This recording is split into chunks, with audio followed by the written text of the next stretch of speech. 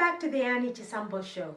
Now, most of us stay in relationships for way longer than we should.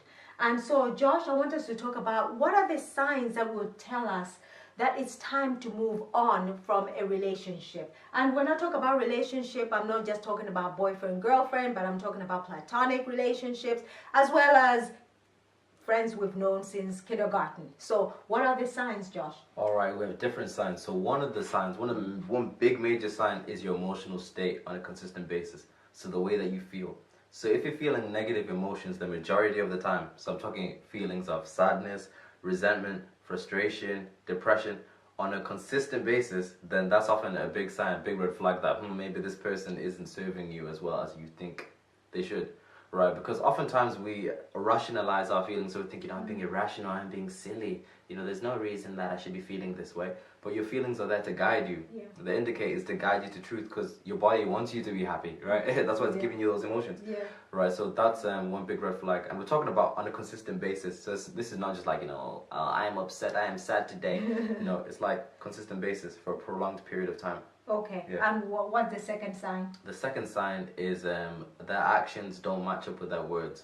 So oftentimes, right, you can tell what someone believes by what they do, right? But we often get distracted by words, so we hear things like, I've been so busy, I'm so tired, I got a lot going on. But the reality is the actions are telling you the truth. Don't get distracted by words, right? Yeah. So for example, let's say somebody tells you, I love you, I appreciate you, you're so great, but they never make time for you, they never answer your calls, they're never reciprocating effort. If you look at the signs, you see the reality of the truth, but we get distracted by words. By words, because words make us feel good. Exactly, that's true, yeah.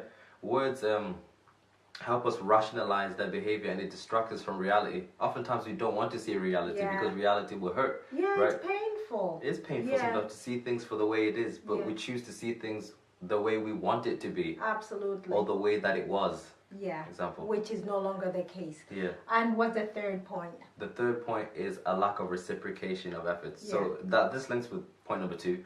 But for example, if you're always giving and you're never getting back, is if you always have to lose for them to win. Yeah. It's always you setting yourself on fire just to keep them warm, and they never reciprocate, or they don't match the effort. Yeah, so you're giving 80% and they're only giving 10. They're always taking from you. 20.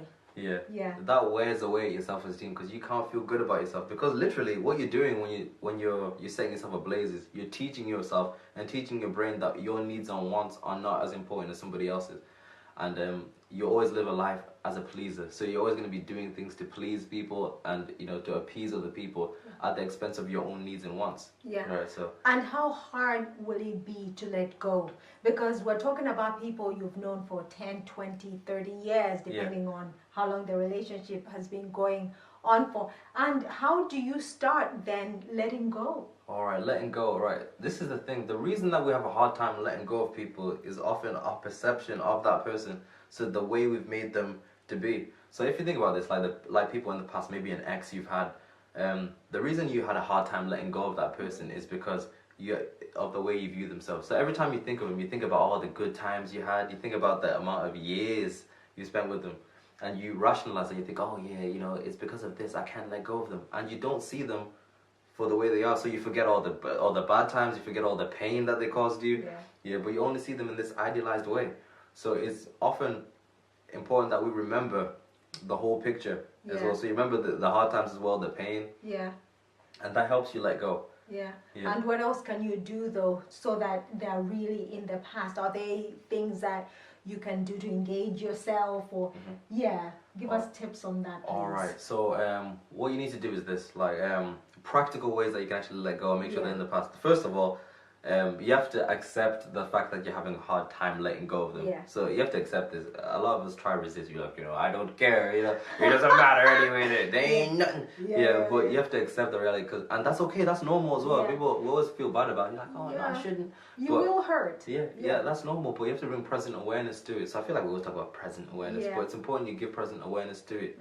And if you're resisting, you're aware of your resistance to let go. Okay. Because that's what's going to help you dissipate it. Yeah. Number 2, visualization, the practice of visualization.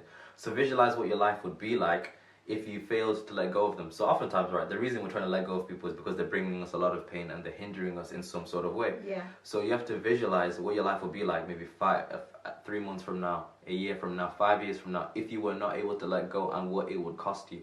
And the important aspect of visualizing this and doing this on a consistent basis is it's going to ingrain in your mind that, yo, this is not good. Yeah, this is trouble. Yeah. Right?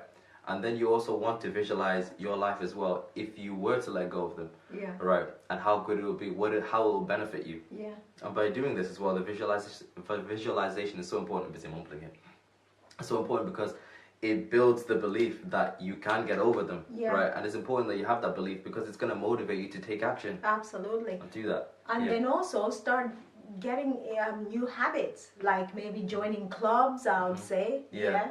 Yeah, I agree. It's important that you join new clubs as well and interact with different people as well. Because like when it comes to like friendships or exes or something like that, you think that, oh, I'm never going to meet anyone like them. They are the one, right? And you think that nobody else will match up to them and that they're super unique. But just going out and meeting new people, like I said, joining new clubs, that allows you to see that, it challenges that perception. You'll meet loads of amazing people and then you realize, wait, there are loads of other cool people too. Yeah. And that person is no longer your world. Exactly. Because you've got various interests. Exactly. Yes. That's right. Yeah. So you need to have a world outside of them as well. Absolutely. So you can't be too dependent on one person. You need to have a world, an ecosystem of happiness. Absolutely. As you say. Yeah. Well, thank you very much, Josh. We're gonna go on a break. We'll be right back after this.